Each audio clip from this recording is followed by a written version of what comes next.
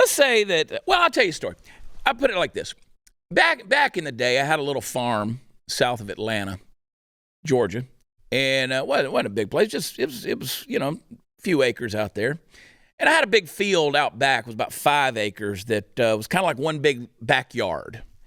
So I'd mow that thing and get out there on my little riding lawnmower, and I'd spend hours back there mowing that deal. It was a little lawnmower, and my wife at the time, she said, got to get you a bigger something to mow. We're going to get you a bigger mower.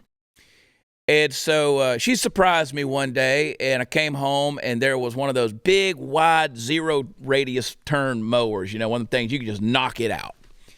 Spent a lot of money on this thing, and she told me, she said, you know what, even the kids broke the piggy banks and pitched in. We really wanted to give you this because we want to, just wanted to just do something nice for you. You spend so much time working around here. So I went out and mowed with the thing. I loved it, dude. It was good. It was efficient, man, and it really kept the place looking good. And about a week later, she came in, and I was out back, and I was mowing with the old mower again. And she said, what happened to the new mower? I said, I gave it away. She said, what do you mean you gave it away? I said, well, the neighbor's yard needed some stuff going on. The folks right down the road there. And they got a big spot out there too. And theirs was kind of getting overgrown. So I gave it to them. She said, so you mean you loaned it to them? I said, no, I gave it to them. She goes, did they buy it from you? No, I gave it to them. It's theirs. It's not ours anymore. I'm just going to keep using this. She said, well, why would you do that? I said, well, they needed it. Well, I know they needed it, but we're going to need it too because the grass here is going to grow again.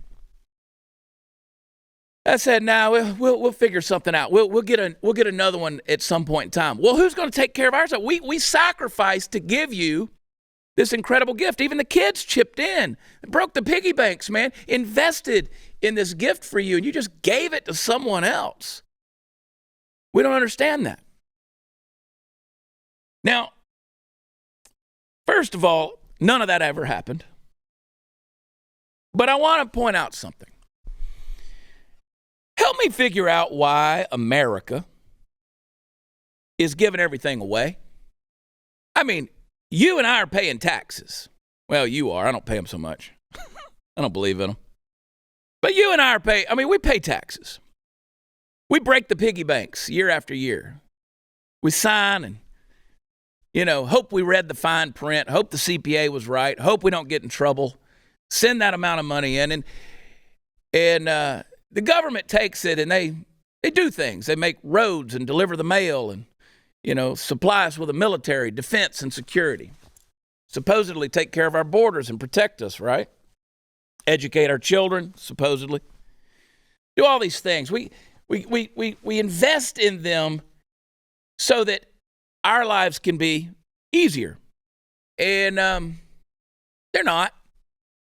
And what they do is they take all of our stuff that we've invested in and then give it away. They're giving our military stuff to Ukraine. Now we're talking about giving it to Israel. All over the world. We're just giving stuff away.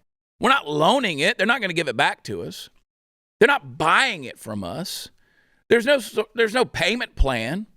We're just giving it to our neighbors and saying, here, you need it. And we'll figure out something later on. We've already stated over and over again that we're 7 years behind on our missile production because we've given 7 years worth of missile production away to Ukraine. So we're literally 7 years behind. We've talked about shortages of ammunition. We've talked about, forget the fact that our they've lessened the requirements for our military members in terms of physical training, physical performance.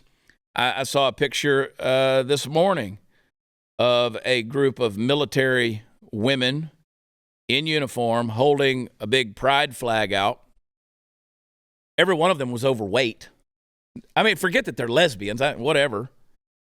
But every one of them was working with about a 30% body fat percentage. These are supposed to be trained fighting people, right? So we've just sacrificed it all in the name of just, we'll lower the standards for us and we'll give it all to our neighbors. Now, back in World War II, when we did that, we didn't just give away stuff. They bought it from us. They paid us. Now, they might have had to pay us back later on. But again, this was a program which was like, okay, you need missiles. We'll sell them to you, but we're not just going to give it to you. What happened to that plan? $33 trillion later in debt. What happened to that idea? This idea that, oh, we're just going to let you have it for free. See, we have an open border, and they're coming in, military-aged men compared to women and children that are coming in. They're coming in 50 to 1. 50 to 1. Now, you can check my math on that, but I think I'm pretty close. 50 to 1 military-aged men coming into this country compared to women and children. And we've effectively bankrupted and disarmed ourselves. We've given away the lawnmower. We've handed it off to other nations who need to cut their grass. Are they even going to use it? I don't know. But are they even going to say thank you? You know, Kuwait is one of the wealthiest countries in the world. I mean, they got a lot of oil over there. Kuwait's got a lot of cash. I don't remember ever getting a thank you card from Kuwait from what we did in Desert Storm. Anything? We never got it. Maybe it got lost in the mail. We didn't get a gift card to the salon. I mean, we didn't. They didn't so much as send us a pocket knife to say thanks. Where's the payment plan? We're over here bankrupt, and we're just giving our stuff away. The logic behind that is not only ludicrous, it's insulting. Because every one of you, when I was telling the mower story, you're going, you're a dumbass. Why would you do that? Your kids broke the piggy banks to buy you a new lawnmower. And you just gave it to the neighbor? What the hell? But we turn a blind eye when our government continues to print cash and then give everything we have away. It doesn't make sense to me. I mean, at no level of any explanation in this world of your human experience does any of that logic make any sense. But here we are. Here we are, folks. And they're going to take it. There's a Hamas official who's avowed now to repeat the horrific terror attacks on Israel that happened earlier this month. They said, we're going to do it again and again until the country is completely destroyed. Says that Israel has no place on our land. Ghazi Hamad, he's part of the decision-making political bureau of Hamas, warned the Gaza leadership would replicate the coordinated October 7th. And yet we have political extremists, and I call them that, like the Squad in Washington, D.C., who are calling for a ceasefire, saying, no, you can't fight back. Hamas says they're going to keep coming. They're going to keep coming. They're going to keep coming. It behooves Israel to defend itself and to fight back and to exact justice and have vengeance and vindication. But I was asked this morning, I was on Sean Spicer's show, and said, do we put our military boots on the ground? I said, at this stage in the game, knowing what we know, no, we don't. We don't. And we don't need to keep supplying them with our stuff. Let's keep our lawnmowers here at home and the people riding the lawnmowers.